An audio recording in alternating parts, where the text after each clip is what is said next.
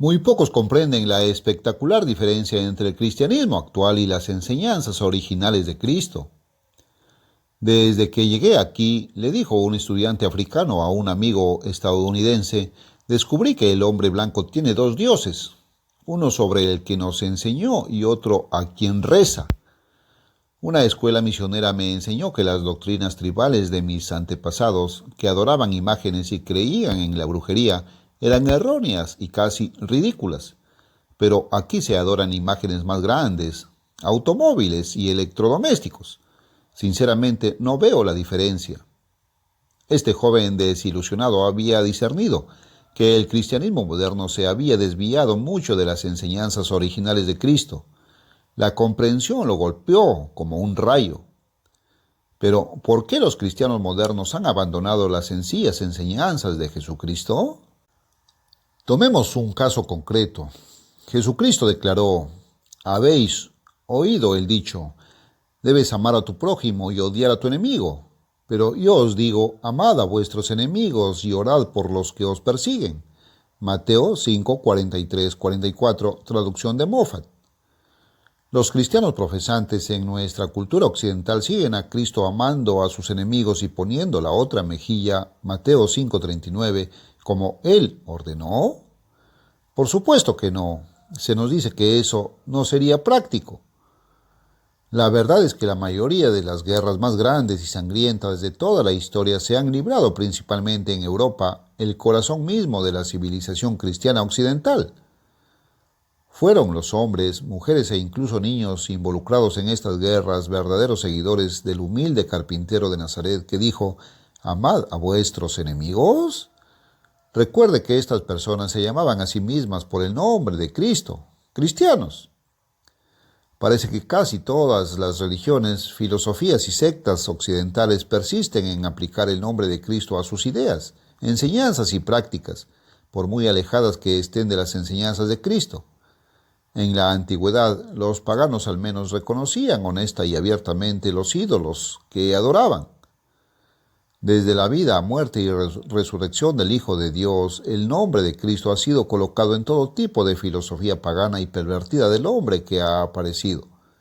El hecho de que muchas doctrinas, ideas y prácticas de los hombres sean llamadas cristianas no prueba absolutamente nada. ¿Cristo inició estas ideas e instituciones? ¿Siguen sus enseñanzas y su ejemplo? ¿Cómo puedes saberlo? ¿Cuál fue la enseñanza de Jesucristo?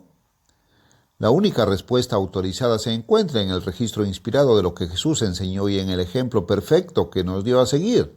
Su propia Biblia contiene este registro inspirado.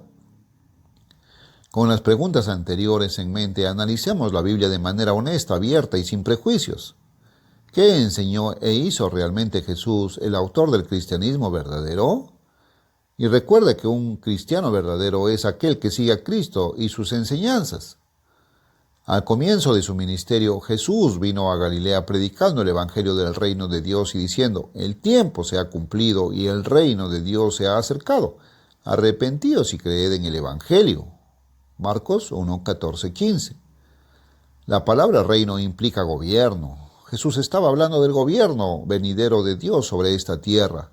Él ordenó: arrepentíos y creed en el evangelio. Arrepentirse significa estar tan arrepentido que no solo estás dispuesto a dejar de vivir en lo que los teólogos llaman pecado, sino que también estás dispuesto a dar la vuelta e ir por el otro lado. Pero, ¿qué es el pecado? Dios responde: el pecado es transgresión de la ley, 1 de Juan 3:4. De modo que debemos arrepentirnos de desobedecer el gobierno de Dios, de violar su ley. Nuevamente, observe las propias palabras inspiradas de Jesús sobre este tema. No penséis, aunque muchos quieren pensar esto, que he venido para abrogar la ley o los profetas. No he venido para abrogar, sino para cumplir. Mateo 5:17. Los eruditos griegos reconocen que la palabra traducida cumplir significa no solo hacer o ejecutar, sino también llenar al máximo. En otras palabras, Jesús en su propia vida cumplió al máximo y cumplió perfectamente la intención espiritual y el propósito de la ley de Dios: amar a Dios con todas tus fuerzas y amar a tu prójimo como a ti mismo. ¿Por qué hizo esto? ¿Abolir la ley de Dios por este medio? Eso es lo que los hombres intentarán decirte. El criterio último para determinar el bien y el mal, dicen muchos líderes de la Iglesia, no es el mandato divino, sino la percepción subjetiva del individuo de lo que es bueno para sí mismo. Estamos libres de la ley, protestan, pero deja que Dios responda. En una profecía sobre la venida del Mesías, Isaías escribió: el Señor se complace en su justicia, engrandecerá la ley y la engrandecerá. Isaías 42, 21. Magnificar no significa destruir, sino mostrar y ampliar al máximo posible.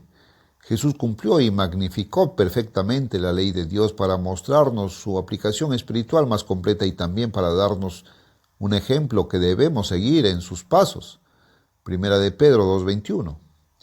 Jesús continuó en este mismo discurso: cualquiera pues que quebrante uno de estos mandamientos más pequeños y enseñe así a los hombres, así será llamado muy pequeño en el reino de los cielos.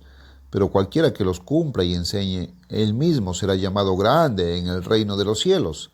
Mateo 5:19. Entonces, según las enseñanzas de Jesús, tienes que hacer y enseñar incluso el más pequeño de los mandamientos de Dios si quieres llegar a ser grande en su reino. Esto es justo lo opuesto a la enseñanza común del cristianismo actual. Probablemente le enseñaron a creer que Jesús abolió la ley de Dios. Jesús mostró que incluso odiar a un hermano que involucre el espíritu de asesinato nos lleva a juicio ante la ley espiritual de Dios. Mateo 5, 21 al 26. Él ilustró vívidamente cómo uno puede cometer adulterio no solo realizando el acto, sino también simplemente codiciando a una mujer en su corazón. Versículos 27 y 28. Piense en ellos. En todos los casos, obviamente, no eliminan la ley de Dios, sino que la hacen aún más vinculante. El 5º capítulo de Mateo termina con la instrucción de Jesús: sed pues vosotros, convertíos es el griego original literal, por tanto, perfectos como vuestro Padre que está en los cielos es perfecto. Versículo 48. La obediencia a Dios y su ley es la nota clave en todo el Sermón del Monte. Jesús declaró: no todo el que me dice Señor, Señor, entrará en el reino de los cielos, sino el que hace la voluntad de mi Padre que está en los cielos. Mateo 7:21. Recuerde, un cristiano es aquel que literalmente sigue el ejemplo de Jesucristo.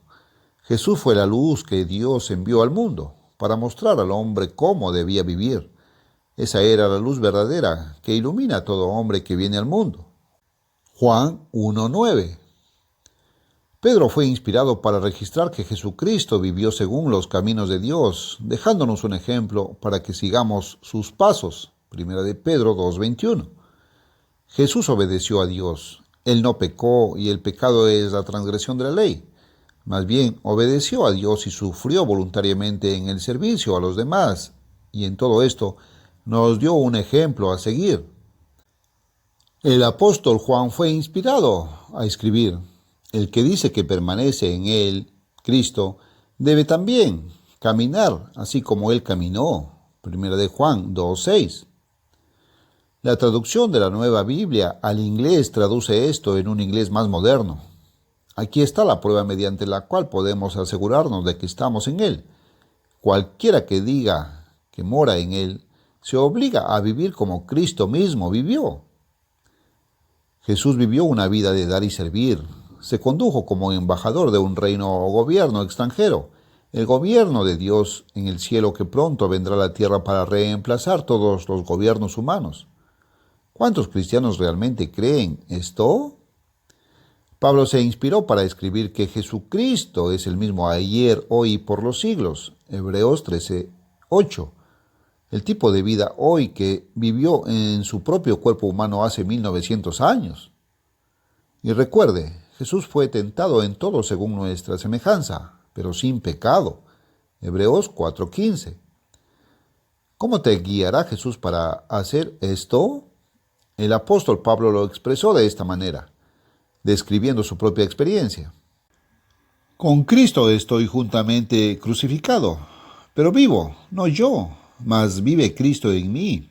y la vida que ahora vivo en la carne, la vivo por la fe del Hijo de Dios, que me amó y se entregó a sí mismo por mí. Gálatas 2:20. Aquí vemos que Cristo viene a vivir su vida en el verdadero cristiano. Él hace esto a través de su Espíritu. Romanos 8:9. El Espíritu Santo imparte al individuo la fe misma de Jesucristo, la misma fe que guió y motivó a Jesús cuando habló en carne mortal. Entonces, a través del Espíritu Santo, puedes recibir la naturaleza misma y el poder de Cristo para obedecer los mandamientos y las leyes de Dios Todopoderoso. El Espíritu Santo imparte el poder de guardar la ley espiritual de Dios. Es su justicia operando en tu cuerpo, un cuerpo que voluntariamente le has entregado como su instrumento. ¿Qué porcentaje de cristianos hacen eso hoy?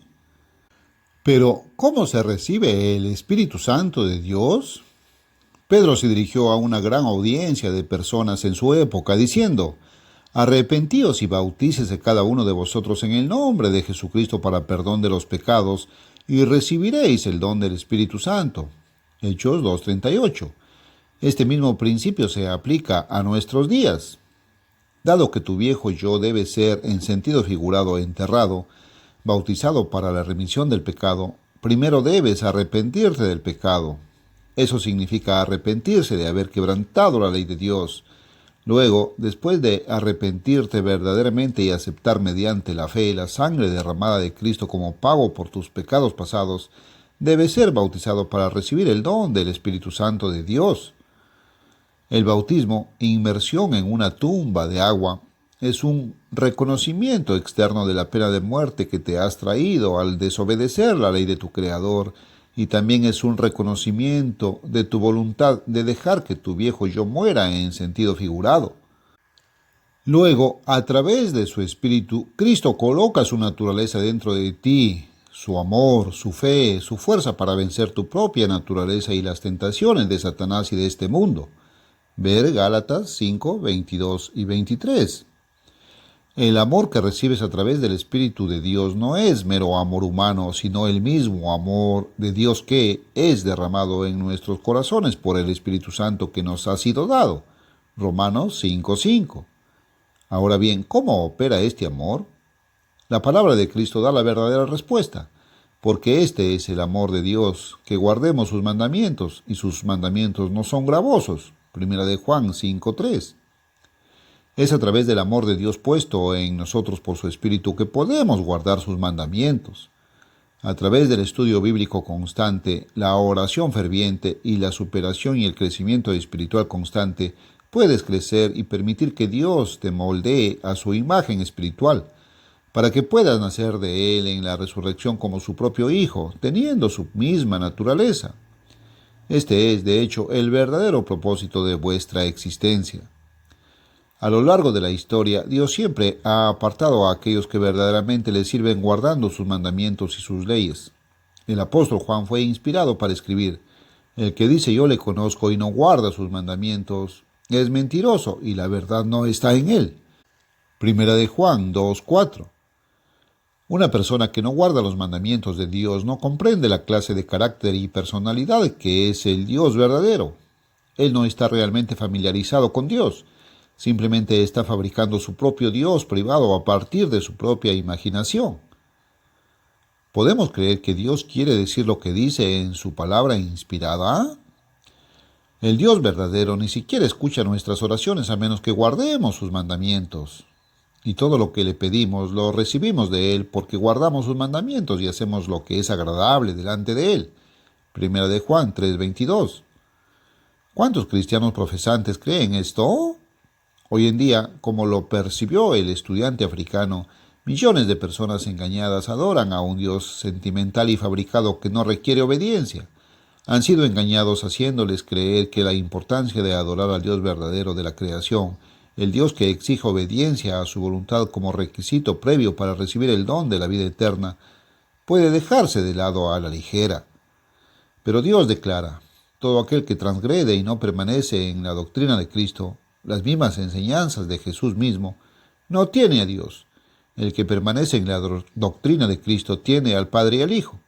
Si viene alguno a vosotros y no trae esta doctrina, no lo recibáis en vuestra casa ni le deis la bendición de Dios, porque el que le ordena la bendición de Dios participa de sus obras malas. Segunda de Juan 9:11.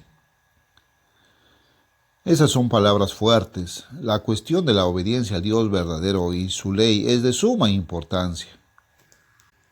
La obediencia te hará feliz y llenará tu vida de verdadero gozo interior.